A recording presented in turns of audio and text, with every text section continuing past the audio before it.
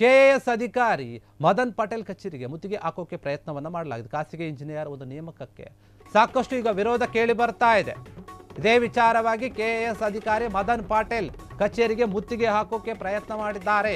ಖಾಸಗಿ ಇಂಜಿನಿಯರ್ ನೇಮಕಕ್ಕೆ CAO Madan tender notification ಅನ್ನು ಕೂಡ ಕರೆದಿದ್ರು. ಇದೇ ಒಂದು ವಿಚಾರವಾಗಿ ಅದಕ್ಕೆ ವಿರೋಧಿಸಿ ಧಿಕ್ಕಾರವನ್ನು ಕೂಗಿ ಜಲಮಂಡಳಿ ನೌಕರರು ಸಂಘ ಕೆಂಡ ಕಾರ್ತಾ ಇದೆ. ಕೂಡಲೇ ಖಾಸಗಿ ಇಂಜಿನಿಯರ್ ನೇಮಕವನ್ನು ಕೈ ಬಿಡಬೇಕು ಅಂತ ಪಟ್ಟಣ ಹಿಡಿದುಕೊಂಡಿದ್ದಾರೆ.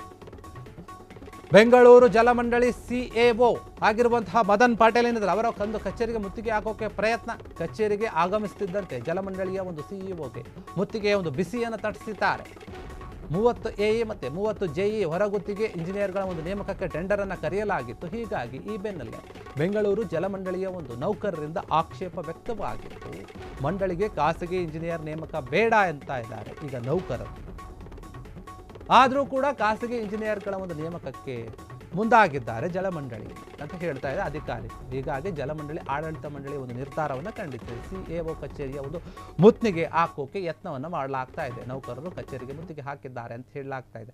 ಸಾಕಷ್ಟು ಜನರು ಬಂದು ಮುತ್ತಿಗೆ ಹಾಕೋಕೆ ಪ್ರಯತ್ನವನ್ನು ಮಾಡಿದ್ದಾರೆ. BWSSB ಒಂದು ಕಚೇರಿಗೆ ಖಾಸಗಿ ಇಂಜಿನಿಯರ್ಗಳ ಒಂದು ನೇಮಕಾತಿಗೆ ಸಂಬಂಧಪಟ್ಟಂತೆ ನೋಟಿಫಿಕೇಶನ್ ಹೊರಡಿಸಲಾಗಿತ್ತು. ಟೆಂಡರ್ ಅನ್ನು ಕೂಡ ಕರೆಯಲಾಗಿತ್ತು. ಹೀಗಾಗಿ ಮದನ್ ಪಟೇಲ್ ವಿರುದ್ಧ ಅವರ ಒಂದು ಕಚೇರಿಗೆ ಮುತ್ತಿಗೆ ಹಾಕೋಕೆ ಜಲಮಂಡಳಿಯ ನೌಕರರ ಸಂಘ ಎಲ್ಲರೂ ಕೂಡ ಬಂದು ಮುತ್ತಿಗೆ ಹಾಕೋಕೆ ಪ್ರಯತ್ನ ಮಾಡಿದ್ದಾರೆ. ಯಾಕಂದ್ರೆ ಈ ರೀತಿಯಾಗಿ ನೀವು ಖಾಸಗಿಯಾಗಿ ತೆಗೆದುಕೊಳ್ಳಬಾರ್ದು, ಅವರಿಂದ ನಾವು ಒಳ್ಳೆಯ ರೀತಿಯ ಒಂದು ಕೆಲಸವನ್ನು ಬಯಸೋಕೆ ಆಗಲ್ಲ. ಹೀಗಾಗಿ ಈ ರೀತಿಯ ಒಂದು ನಿರ್ಧಾರವನ್ನು ನೀವು ಕೂಡಲೇ ಕೈ ಬಿಡಬೇಕು ಅಂತ ಹೇಳಿ ನೌಕರರೆಲ್ಲರೂ ಬಂದು ಮುತ್ತಿಗೆ ಹಾಕೋಕೆ ಪ್ರಯತ್ನ ಮಾಡಿದ್ದಾರೆ. ಜಲಮಂಡಳಿಯ ಒಂದು ನಿರ್ಧಾರಕ್ಕೆ ನೌಕರರೆಲ್ಲರೂ ಕೂಡ ಕೆಂಟವಾಗಿದ್ದಾರೆ, ವಿರೋಧವನ್ನು ವ್ಯಕ್ತಪಡಿಸ್ತಾ ಇದ್ದಾರೆ.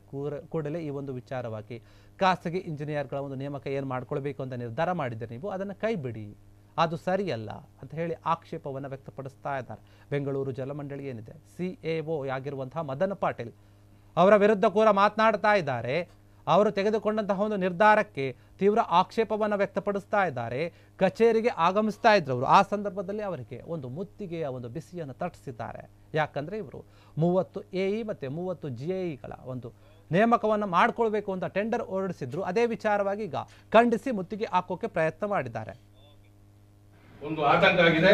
ದಯವಿಟ್ಟು ತಾವು ಈ ಒಂದು ವಿಷಯವಾಗಿ ಇವತ್ತಿನ ನಿರ್ಧಾರ ಮಾಡಬೇಕು ಅಂತಕ್ಕಂಥದ್ದು ನಾವು ನೌಕರ ಸಂಘ ಮತ್ತು ನೌಕರ ಪರವಾಗಿ ಮನವಿ ಬಹಳ ಕೂಲಾಗಿ ಮಾಡ್ತಾ ಇದ್ದೀವಿ. ಏನು ಉತ್ತರ ಕೊಡಬೇಕು ಅಂತ ಯೋಚನೆ ಮಾಡಿ ಹೇಳಿ. ಫಸ್ಟ್ ಆಫ್ ಆಲ್ ನೀವು ಕಾರ್ಮಿಕರು ನಾವು ಅಂತ ಹೇಳಿದ್ದೀರಾ, ಮಂಡ್ಲಿಯಿಂದನೇ ಹೋಗಿದೆ ಸರ್. ಹೋಗಿದೆ ಕರೆಕ್ಟ್. ಅದಕ್ಕೆ ಸರ್ಕಾರದಿಂದ ಆದೇಶ ಮಾಡಿ ನಾವೇ ಡೈರೆಕ್ಟ್ ಆಗಿ ಬೋರ್ಡಿಂದ ಸರ್ಕಾರದ ಆದೇಶಕ್ಕೆ ನಾವು ಮಾಡ್ತೇವೆ. ಎರಡನೇ ಭಾಗ ರೆಕ್ರೂಟ್ಮೆಂಟ್ ಆಗಿದೆ ಅಂತ ನಾನು ಬಂದಾಗ ಪ್ರಯತ್ನ ಪಡ್ತೀನಿ. ಈಗಾಗಲೇ ಪ್ರಯತ್ನ ನಮಗೆ ಫಲಪ್ರದಿ ಆಗಿದೆ. 237 ಕೋಟಿಗೆ ಈಗಾಗಲೇ ಇನ್ನೇನು 2-3 ದಿನದಲ್ಲಿ ನೋಟಿಫಿಕೇಶನ್. ಈಗ ಇದು 6 ತಿಂಗಳು ಮುಂಚೆನೇ ಆಗಬೇಕಾಗಿತ್ತು. SC ಒಳಮೀಸಲಾಗಿತ್ತು, ಅದರಲ್ಲಿ ನಿರ್ಬಂಧ ಅದನ್ನು ಬಗೆಹರಿಸಿ 2 ಅಧಿಸೂಚನೆ ಬಂದಿದೆ. ನಾನು ಅಪ್ರೂವ್ ಮಾಡಿಕೊಟ್ಟಿದ್ದೀನಿ. KE ಅವರು ಶಾರ್ಟ್ಲಿ ವಿದಿನ್ 15 ಡೇಸ್ ನೋಟಿಫಿಕೇಶನ್ ಆಗುತ್ತೆ. ಒಂದು 3-4 ತಿಂಗಳಲ್ಲಿ ನಮಗೆ ಹೊಸ ಬ್ಯಾಚ್ JE ಡೈರೆಕ್ಟ್ ಅದು ಒಂದು ಭಾಗ. ಸೊ ಅಲ್ಲಿಗೆ ನಾವು ಈಗ ಗೌರ್ಮೆಂಟಲ್ಲಿ ಮಾಡಿರೋ ಆದೇಶ ಈ ಟೆಂಪ್ರರಿದು ಏನು JE ಅದನ್ನು as and when direct recruitment ನೇರ ನೇಮಕಾತಿ ಆಗುತ್ತೆ. ಅವ್ರಿಗೆ ನಾವು ಜಾಗ ಮಾಡಿಕೊಡ್ಬೇಕು, ಇವ್ರನ್ನ ತೆಗಿಬೇಕು ಅಂತಲೇ ಇರೋದು. ಅದರಲ್ಲೇನು ಕಂಟಿನ್ಯೂ ಮಾಡಿ ಅವ್ರನ್ನೇ ಅಲ್ಲೇ ಮುಂದುವರ್ಸೋದು ನಡೆಯೋದು ಇಲ್ಲ. ಆಯಿತಾ?